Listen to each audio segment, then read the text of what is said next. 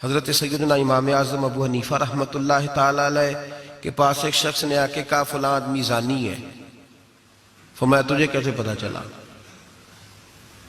اس نے کہا حضور آپ تو. فرمایا کس نے بتایا تجھے؟ حضور میری بات تو سنے جلال میں آ گئی. فرمایا تیری طاقت کیا ہے؟ تو نے دیکھا ہے اسے بدکاری کرتے؟ تو نے کسی عورت کے ساتھ اس کو تنہا پایا ہے؟ ایسی حالت میں دیکھا ہے جس سے پتا چلے کہ گناہ کر رہا تھا؟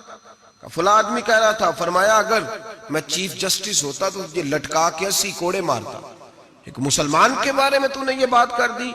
اور جو لفظ کہے وہ بڑے سمجھنے والے ہیں. فرمانے لگے تو نے رسول پاک علیہ السلام کا فرمان نہیں پڑھا؟ میرے نبی پاک نے فرمایا جس نے میرے مومن کو دکھ دیا اس نے تو مجھے دکھ دیا ہے.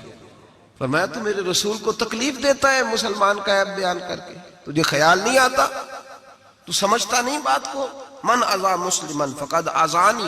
حضور نے فرمایا جس نے مسلمان کو تکلیف دی اس نے مجھے تکلیف دی. لوگ عیب جوئی اور عیب گھوئی کا فریضہ اور ڈھونڈتے پھرتے ہیں، ٹٹولتے پھرتے ہیں. اور بھائی مکھیاں دو قسم کی ہوتی ہیں. ایک شہد کی مکھی ہوتی ہے، جب بھی بیٹھتی ہے پھول پہ بیٹھتی ہے، اور جب اگلتی ہے پھر شہد ہی اگلتی ہے. ایک مکھی ہوتی ہے جو بیٹھتی بھی گند پہ ہے اور جہاں بیٹھتی ہے وہاں گند ہی چھوڑ کے اٹھتی ہے. کردار ایسا اپنائیں، اپنی سوچ کو، تفکرات کو اس طرح کا بنائیں کہ آپ کے ذہن اچھائی کو قبول کرے. آپ جب سامنے والے کو دیکھیں تو آپ کو اچھائیاں نظر آئیں، اچھائیاں. اور جب آپ بیان کریں تو پھر بھی آپ کی زبان سے اچھائیاں ہی نکلیں، اچھائیاں نکلیں. ذہن سازی کریں، اپنے آپ کو سمجھائیں. وہ کسی دانشور نے کہا، ایک شخص مجھے کہنے لگا لوگوں کے چہروں پہ گرد پڑ گئی ہے. فلاں کے چہرے پہ گرد تھی، فلاں کے چہرے پہ بھی گرد تھی، فلاں کے چہرے پہ بھی گرد تھی. اس نے مجھے کئی لوگ گنوائے تو میں ہنسنے لگا. کہنے لگا کیوں ہنستا ہے؟ کہتے میں نے اس کی اینک اتاری، ٹیشو پیپر کے ساتھ صاف کر دی. میں نے کہا بندوں کے چہرے ٹھیک ہے، تیری اینک پہ گرد پڑی ہوئی ہے. ادھر بھی تھوڑی توجہ کر لیتا تو اتنے لوگوں پہ الزام تو نہ لگاتا. حضرت میاں صاحب بول پڑے، کہنے لگے برا بندہ میں لبن ٹریا، جاگتے ملیا نہ کوئی. برا بندہ میں، میاں صاحب کی بات ہے میری آپ کی نہیں. سانو تے 700 لب جائے دیاڑی دا.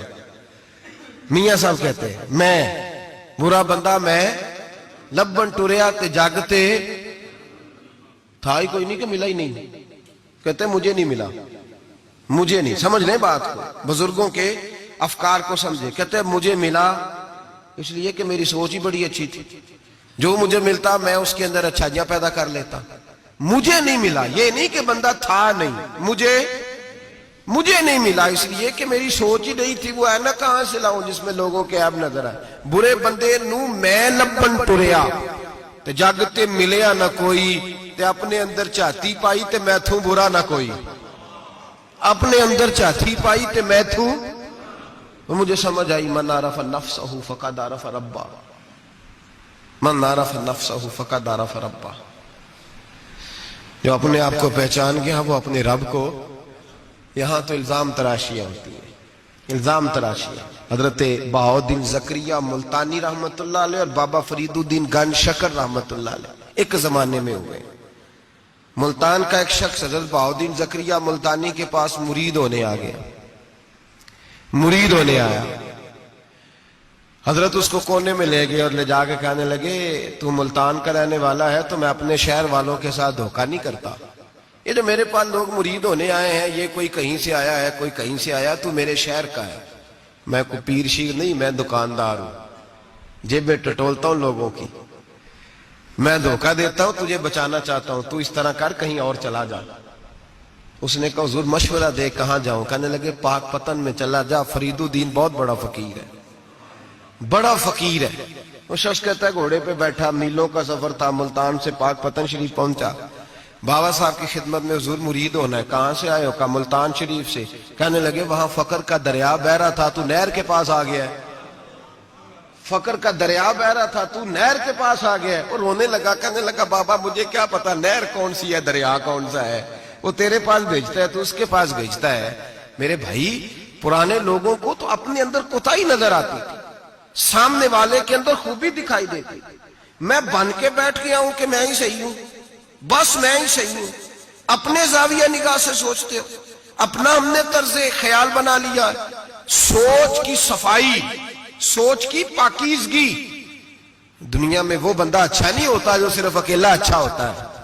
اچھا وہ بندہ ہوتا ہے جس کا معاشرہ اچھا ہوتا ہے. اچھا وہ بندہ ہوتا ہے جس کا خاندان اچھا ہوتا ہے. اچھا وہ بندہ ہوتا ہے جس کا حلقہ احباب اچھا ہوتا ہے. وہ اکیلا اچھا بن کے بیٹھ گیا صرف میں صحیح ہوں اور کوئی بھی نہیں. تو کس طرح صحیح ہو گیا؟ تو اوپر سے گرا ہے. تو کس طرح ٹھیک؟ تیرا نہ باپ ٹھیک معاذ اللہ, نہ تیرا خاندان ٹھیک, نہ معاشرہ ٹھیک, نہ دوست ٹھیک, نہ پیر ٹھیک, نہ استاد ٹھیک, نہ کوئی سیاستدان ٹھیک. دنیا میں جب کوئی صحیح ہے ہی نہیں تو کہاں سے آ گیا اکیلا صحیح؟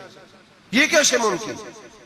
یہ کس طرح ہو سکتا ہے؟ یہ انا پرستی ہے, یہ نفس کا دھوکہ ہے, یہ اندر کی کوتاہی ہے جو لوگوں کو بڑا بنا دیتی ہے, پھر اسے لوگ چھوٹے نظر آنے لگتے ہیں. یاد رکھیں میرے نبی کریم سید عالم نور مجسم علیہ السلام نے خوبصورت سوچ, اچھی سوچ, پاکیزہ سوچ, صاف ستھری سوچ دی. حضرت زید بن حارثہ فرماتے ہیں طائف کے لوگوں نے میرے نبی پاک کو پتھر مارے, لہو لہان کر دیا. فرماتے وہاں کے کچھ لوگ بھی انہیں برا کہنے لگے, میں بھی برا کہنے لگا, اس لیے کہ یہ تو عرب کے کلچر کے بھی خلاف تھا. عرب معاشرے کے لوگ اپنے مہمان کے ساتھ یہ سلوک نہیں کرتے تھے, چاہے وہ کوئی بھی ہو. اور نبی پاک علیہ السلام نے تو جو دعوت دی اس میں تو حسن بھی بڑا میٹھا تھا, وہ تو لفظوں کے اندر توانائی, خوبصورتی, مٹھاس بھی بڑی تھی. تو یہ تو عرب کے رواج کے بھی خلاف تھا کہ گھر مہمان کو پتھر مارے جائیں. انہوں نے پتھر مارے, لہو لہان کیا, میں نے بھی برا کہا, معاشرے کے لوگوں نے بھی برا کہا. اور فرمانے لگے پھر کمال ہو گیا, حضرت جبریل بھی حاضر خدمت ہوئے اور عرض کرنے لگے یا رسول اللہ صلی اللہ علیہ وسلم, رب فرماتا ہے کہ جبریل جاؤ اور میرے نبی سے جا کے اجازت لو, اگر میرے رسول اجازت دیں تو انہیں مسل کے رکھ دو, انہیں دو پہاڑوں کے درمیان انہیں مسل کے رکھ دو. مسل کے, ہمارا کسی سے اختلاف ہو جائے نا تو زور جتنا ہمارے اندر ہو ہم لگا سارا ہی لیتے ہیں. جب پتہ چل جاتا ہے نا کہ میرے تعلقات کتنے کو ہیں, پھر ہم کہتے ہیں چلو دفع کرو, میں نے کیا کہنا ہے. اصل بات پتہ کیا ہوتی ہے کہ انگور کھٹے ہیں, ہاتھ نہیں پہنچتا, ورنہ اختلاف ہو جائے تو دل ہمارا کرتا ہے کہ پیس کے رکھ دیں, لیکن چونکہ اتنی پہنچ نہیں ہوتی تو پھر لوگ واپس آ کے پتہ کیا کہتے ہیں, اور میں نے کہا چلو وہ تو فضول آدمی ہے, میں نے تو نہیں نا اس طرح کا باندھ دینا. اصل بات یہ ہوتی ہے کہ انگور ہاتھ نہیں پہنچتا. عرض کی یا رسول اللہ صلی اللہ علیہ وسلم, رب کریم فرماتا ہے کہ جبریل جا کے آپ اجازت لیں, اگر حضور آپ کو اجازت دے دیں. علماء نے یہاں بڑا خوبصورت جملہ لکھا ہے, اگر آپ سمجھے تو بڑی خوبصورت بات لکھی ہے علماء کرام. علماء کہتے ہیں اہل محبت کے لیے فکرہ ہے.